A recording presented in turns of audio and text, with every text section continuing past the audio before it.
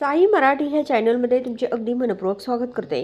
काजळ माया ह्या मालिकेच्या 21 नोव्हेंबरच्या एपिसोडमध्ये असं बघायला मिळणार आहे की जेव्हा इकडे ही आपली पर्णिका जी आहे तिचा जेव्हा पुनर्जन्म झालेला असतो ती अगदी खूप खुश होऊन मोठमोठ्याने हसत असते। कारण या आबामुळे तिचा जो काही अंत झालेला असतो आज तिला मोक्ष मिळालेला असतो। कारण आरुचं रक्त जे आहे ते तिच्या थडग्यावरती जाऊन पडलेलं असतं आणि त्यामुळे ती आता खूपच खुश होऊन मोठमोठ्याने हसत असते। जवळ पर्णिकाची आई जी आहे ती सुद्धा अगदी मोठमोठ्याने हसत असते। त्यानंतर इकडे पर्णिकाची आई जी आहे ती आपल्या पर्णिकाला ज्यावेळेस पर्णिकाचा हा पुनर्जन्म झालेला असतो त्यावेळेस घडलेल्या सर्व गोष्टी ज्या आहेत ती अगोदरच्या त्या आपल्या ह्या पर्णिकाला सांगत असते। त्यानंतर इकडे ज्यावेळेस हा अरुष बेशुद्ध होऊन पडला होता त्यानंतर मी त्याला पुन्हा शुद्धीवर कशा प्रकारे आणलं, त्याच्या डोक्यावरती हात ठेवून मी त्याला पुन्हा शुद्धीवरती आणलं असं पण इकडे ही पर्णिकाची आई ती पर्णिकाला सांगते। कारण जो काही प्रकार घडलेला असतो तो प्रकार ह्या आरुषला कधीच आठवणार नाही असा मंत्रसुद्धा ही पर्णिकाची आई जी आहे ती आरुषच्या डोक्यावरती हात ठेवून बोललेली असते। त्यामुळे आरुषला आता काहीच आठवणार नाही असं पर्णिकाची आई पर्णिकाला सांगते। अगं पर्णिके, मी एवढं तुझ्यासाठी केलं आणि तू मला बोलून मोकळी झाली। अगं पर्णिके, लक्षात ठेव, सहन तू एकटीने केलं नाही तर मी सुद्धा तेवढंच सहन केलं। अगं संघर्ष जो आहे तो एकटीचा नव्हता, तो माझासुद्धा होता। हे जे काही ध्येय साध्य करायचं होतं ते आपल्या दोघींचं होतं। तेव्हा आता दोषारोप करणं जे आहे ते बंद कर आणि कामाला आपण दोघी मिळून लागूयात असं पर्णिकाची आई पर्णिकाला बोलते। त्यावर आता पर्णिकाची आई ती आपल्या आईकडे बघते।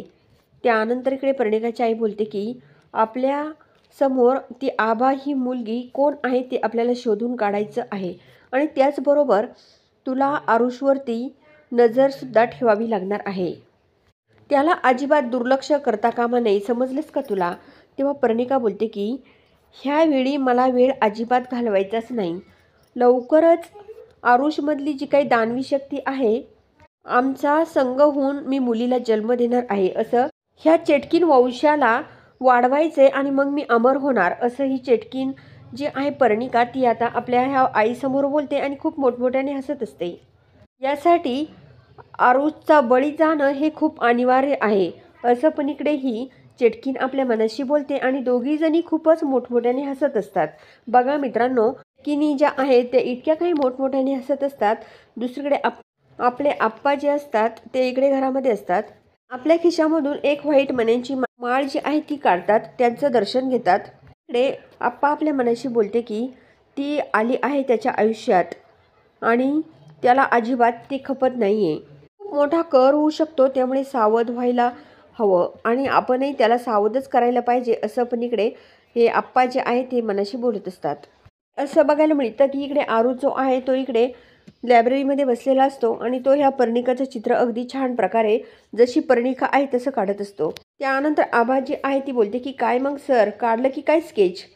अहो 5 मिनिटाची भेट तुमची एवढी लक्षात राहिली का? असं म्हणत इकडे आभा जी आहे ती पर्णिकाची चित्र जे आहे ते बघत असते।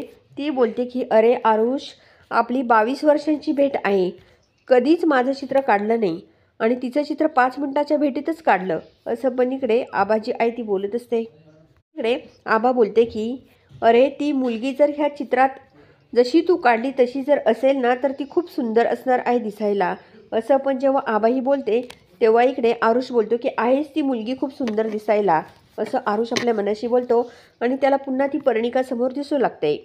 तर इकडे आता ही पर्णिका जी आहे ती आरुषच्या समोर नसतेच, परंतु आरुषला सर्व काही पर्णिकाचे भास होत असतात।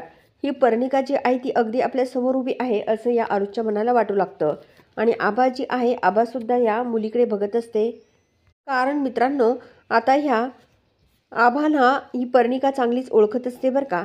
आभाने जेव्हा या पर्णिकेला चांगलं बारकाईने बघितलेलं असतं तेव्हा पर्णिका खूप रागाने बघत असते। आरुषही जवळ वाचतो, हातामध्ये जी पर्स असते ती त्याची घट्ट मूठ जी आहे ती घट्ट पकडत असते। तेव्हा आरुष आता ह्या आबाकडे बघतो आणि ह्या पर्णिकाकडे सुद्धा बघत राहतो।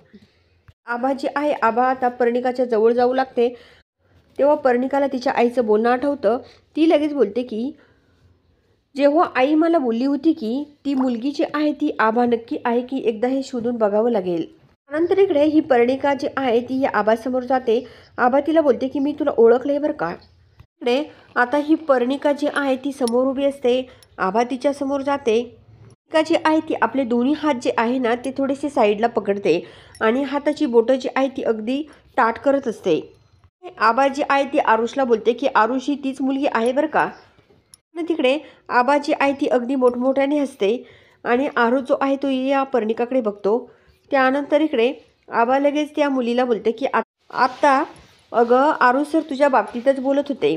पुढे असं बघायला मिळतं की आता इकडे आबा जी आहे ती बोलते की अगं खरोखर खूप सुंदर आहे बरं का तू. त्यानंतर इकडे आरुष या पर्णिकाला आतमध्ये घेऊन येतो. खुर्चीवरती बसायला सांगतो. आरुष तिला विचारतो की मगाशी तुम्ही कुठे गायब झाले होते. तेव्हा इकडे पर्णिका बोलते की मी तुम्हाला शोधायला आले होते परंतु तू मला कुठे दिसलाच नाही. मला एक कॉल आला होता. तो कॉल मी अटेंड करायला गेले होते असं पर्णिका ही आरुषला बोलते. त्यानंतर इकडे आरुष या पर्णिकाला विचारतो की तुमचं काही काम होतं का. तेव्हा पर्णिका आपल्या बॅगमधून एक फाईल बाहेर काढते आणि ती फाईल आरुषच्या हातात देते. नंतर इकडे पर्णिका ही या आपल्या आरुषला सांगते की माझं नाव आहे पर्णिका. आणि त्याच वेळेस मित्रांनो थोडंसं काजळ मायाचं जे काही म्युझिक आहे त्यांनी ते थोडंसं दाखवलं आहे बरं का. मी मराठी साहित्य विषयामध्ये मी पर्यवेक्षण करते. आता आबाजी आहे ती लगेच आरुषकडे बघत असते. ही आपली पर्णिका जी आहे ती बोलते की काव्य या साहित्य प्रकारावर मी जास्त संमेलन करत असते. तुमच्या कविता ज्या आहेत त्या खूप सुंदर आहेत त्यामुळे तुम्ही मला चांगलाच गायडन्स देताल असं. पण इकडे ही पर्णिका ह्या आरुषला जेव्हा बोलते तेव्हा आबा बोलते की नाही जमणार कारण सरांची तब्येत आज ठीक नाही आहे. त्यांना थोडीशी आरामाची गरज आहे. हे बघा त्यांच्या डोक्याला कसं लागलंय असं आबा ही आमच्या डोक्याकडे बोट करत या पर्णिकाला सांगत असते. आता पर्णिका जी आहे ती या आबाकडे खूप रागाने बघत असते. बोलते की तुमचं काम उद्यापासून सुरू केलं तर चालेल का. तेव्हा इकडे ही आबा जी असं जेव्हा बोलते तेव्हा पर्णिका बोलते की हो चालेल. अहो मला एक पुस्तक सजेस्टेड करताल का आरुष सर तुम्ही, कारण माझा दिवस जो आहे तो वाया जाणार नाही.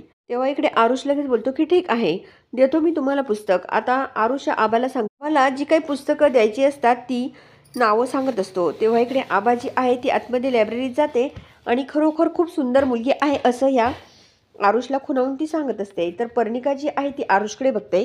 पर्णिका जी आहे ती आपल्या मनाशी बोलते की आरुष आता तुला मी माझं बनवणार बरं का. मी तुला माझ्या जाळ्यात ओढणार म्हणजे ओढणार असं पर्णिकाही आपल्या मनाशी बोलते. आरुष त्या लायब्ररीमध्ये ते पुस्तक बघत असतो तेव्हा ही आबा जी आहे ती आरुषच्या अगदी जवळ जाते. आबा जे आहे ते काकांकडे आलेले असतात आणि विद्याधर काकांना आरुषला लगेच कॉल करण्यासाठी सांगतात. दुसरीकडे असं बघायला मिळतं की आता विद्याधर काका जे आहेत ते आरुषच्या मोबाईलवरती कॉल करतात परंतु मोबाईल हा टेबलवर असल्यामुळे आरुषचं काही मोबाईलकडे लक्षच नसतं. इकडे आरुषच्या खिशातील जो काही रुमाल आहे तो खाली पडतो आणि ही आबा जी आहे ती आरुषच्या अगदी जवळ आलेली असते. तिला फक्त आरुषला तिच्या जाळ्यात कसं ओढता येईल एवढाच प्लॅन या पर्णिकाचा असतो. विद्याधर काका इकडे आबाला कॉल करतात. आबा बोलते की बोला ना काका. तेव्हा इकडे आप्पा लगेच ह्या आपल्या आबाला बोलतात की तो जिथे असेल ना त्याला तिथून सोडू नको. तो एकटा आहे त्याला एकट्याला सोडू नको. रात्र वैरेची आहे असं काका या आबाला सांगतात आणि लगेच घाईघाई आप्पा जे आहे ते फोन ह्या काकांच्या हातात देतात आणि तेथून निघून जातात. इकडे आता आबा जी आहे ती बोलते की काय बोलले मला नाही ऐकू आलं. तेवढ्यामध्ये ही पर्णिका जी आहे ती पाठीमागून आरुषच्या जवळ जाऊन उभी राहते आणि त्याच्या डोक्यावरती हात ठेवत असते. आबा जी आहे ती आपल्या मनाशी बोलते की हा आवाज तर त्या आप्पांचा होता. आरुषच्या बाबतीत ते काही बोलत होते का असं पण ही आबा आपल्या मनाशी बोलते. ह्या पर्णिकाने आता आरुषच्या डोक्यावरती हात ठेवून ती आता मंत्र जो आहे तो मंत्र म्हणत असते. तेवढ्यामध्ये इकडे ही आबा जी आहे ती आरुषला खूप मोठ्याने आरुष असं ओरडते. आता पर्णिका लगेच आपला हात बाजूला घेते. त्यानंतर इकडे आबा बोलते की आरुष तू ठीक आहेस ना. आरुष जो आहे तो बोलतो की हो मी ठीक आहे. त्यानंतर इकडे आरुष या पर्णिकाला बोलतो की सॉरी बरं का आपल्याला जास्त बोलता नाही आलं. त्यानंतर इकडे आबा जी आहे ती 2 बुक ज्या पर्णिकाला हवे असतात ते पुस्तक आता ह्या पर्णिकाच्या हातात देतात. त्यानंतर इकडे पर्णिका जी आहे ती आपल्या मनाशी बोलते की आरुषला लवकरच माझ्या ताब्यात ओढणार आहे असं ही पर्णिका आपल्या मनाशी बोलते. परंतु तेवढ्यामध्ये आरुषचा रुमाल जो आहे तो खाली पडलेला असतो. आता ही पर्णिका जी आहे ती आपल्या मनाशी बोलते की मला आता मार्ग मिळाला आहे असं म्हणत ती आरुषचा रुमाल जो आहे तो आपल्या ताब्यात घेते. त्यानंतर पुढे असं बघायला मिळतं की उद्याच्या भागामध्ये आता ही पर्णिका जी आहे ती आपल्या आईला बोलते की आता अमावस्या आहे आणि मला माझा मार्ग जो आहे तो आता करायचा आहे. अमावस्येच्या रात्री आरुष हा माझा झालाच पाहिजे, असं पण ही पर्णिका जी आहे ती आपल्या मनाशी बोलत असते. त्याच वेळेस हा आरुष रात्री झोपलेला असतो, तेव्हा इकडे त्याला जाग येते आणि त्याला जाग येताच इकडे जेव्हा आरुष हा उठून बसतो तेव्हा त्याला पर्णिका समोर पुढे दिसत असते. तर नेमकं आता पुढे काय होणार आहे बघण्यासाठी चॅनलला जरूर सबस्क्राईब करा, लाईक करा आणि व्हिडिओ बघितल्यामुळे अगदी मनापासून धन्यवाद.